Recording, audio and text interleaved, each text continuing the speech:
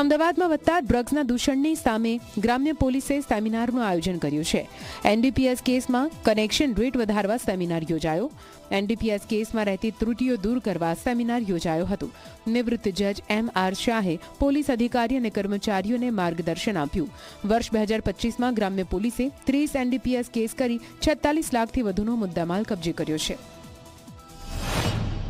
NDPS જે સમાજ માટે બહુ મોટું દૂષણ છે એ જે એનડીપીએસ સબસ્ટન્સ લે છે એના ફેમિલીને નુકસાન કરે છે, એની સાથે સાથે દેશને બી પૂરું નુકસાન કરે છે, દેશની ઇકોનોમીને નુકસાન કરે છે। કારણ કે અલ્ટિમેટલી એનડીપીએસનો જે પૈસો હોય છે એ ટેરરિઝમમાં કામ આવતો હોય છે અને બધો ઇલીગલ મીન્સમાં કામ કરતો હોય છે।